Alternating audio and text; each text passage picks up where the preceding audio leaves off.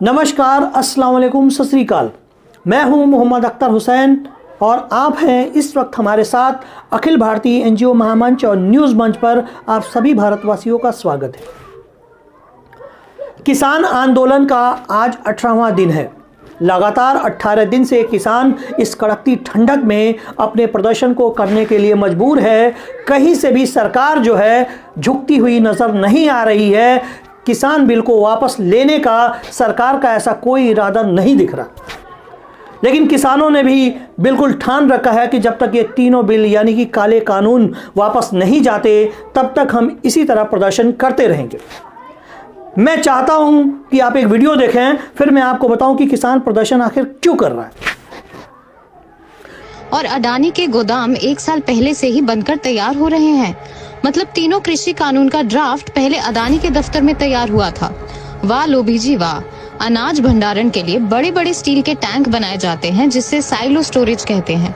Silo storage एक विशाल steel ढांचा होता है जिसमें ठोक सामग्री भंडारित की जा सकती है। इसमें कई विशाल बेलनाकार टैंक होते हैं। नमी और तापमान से अप्रभावित रहने के कारण इनमें अनाज लंबे समय तक भंडारित किया जा सकता है। साइलो के नवीनतम रूप में रेलवे साइडिंग के जरिए बड़ी मात्रा में अनाज की लोडिंग अनलोडिंग की जा सकती है।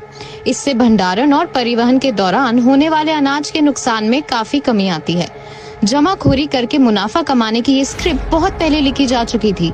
मोदी ने तो बस डायरेक्शन देने की कोशिश की है।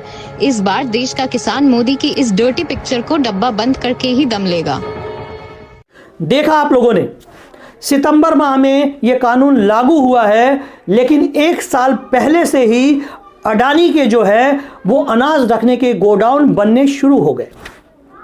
सोचने वाली बात है कि क्या इस कानून की जानकारी अडानी और अंबानी को पहले से है? क्या अडानी अंबानी के हम बैठ करके ये कृषि कानून बनाए गए हैं?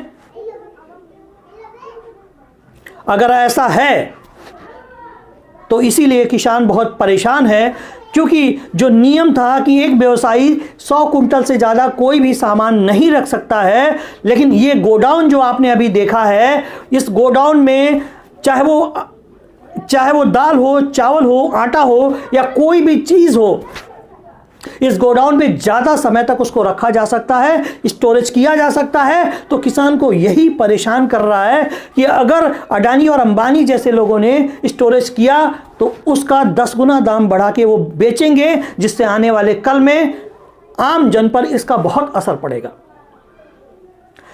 किसान का जो समर्थन मूल्य होता है यानी कि जो एमएसपी होता है, पूरी तरीके से सरकार जो है, जो सरकारी मंडियां हैं उनको ध्वस्त कर देगी, उनको ख़त्म कर देगी और किसानों को मजबूर होकर के इन बड़े व्यवसायियों के सामने जिस रेट पे वो चाहेंगे अपना अनाज उनको बेचना पड़ेगा। इसीलिए किसान परेशान है।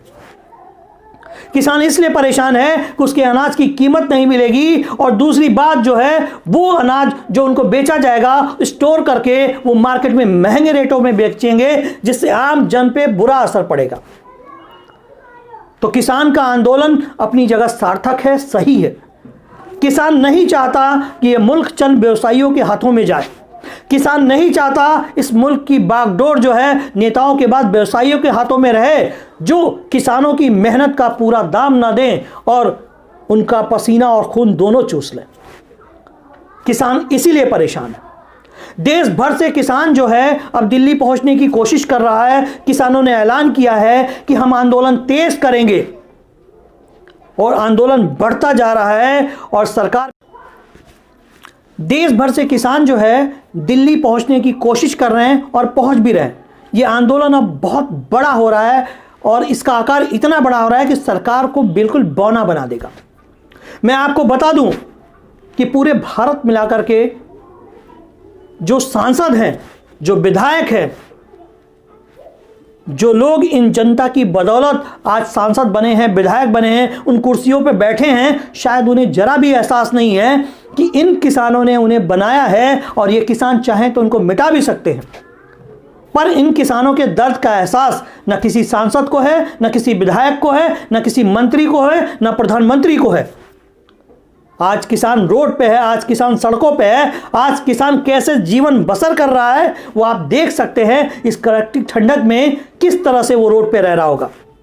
अपने टालियों के, अपने ट्रकों के, अपने ट्रैक्टरों के नीचे वो जीवन यापन कर रहा है, सिर्फ इसलिए कर रहा है क्योंकि ये काले कानून को हटाया जा सके। मुझे लगता है कि सरकार को इस पे विचार करना चाहिए, इस पे विमर्श करना चाहिए, क्योंकि अगर देश का किसान नहीं होगा तो ये मुल्क नहीं होगा, ये देश नहीं होगा, हम लोग नहीं होंगे। और इन नेताओं को सियासत करने के लिए लोग नहीं मिलेंगे, क्योंकि जब किसान नहीं होगा तो किस पे सियासत करोगे। 60% लोग जो है वो खेती और किसानी करते हैं, अगर वो नहीं रहे तो राजनीति किस पे करोगे। तो मुझे लगता है कि सरकार को विचार विमर्श करना चाहिए, इस कानून के बारे में किसान नेताओं के साथ बैठ के बात करनी चाहिए, और अगर उनके हित में नहीं है, उनके हक में नहीं है, तो ऐसे कानून को वापस लेना चाहिए। मैं मोहम्मद अख्तर हुसैन अखिल भारतीय एनजीओ महामंच और न्यूज मंच से सभी भारतवासियों से गुजारिश करता हूं कि ये किसान आंदोलन है, ये आम जन का आंदोलन है।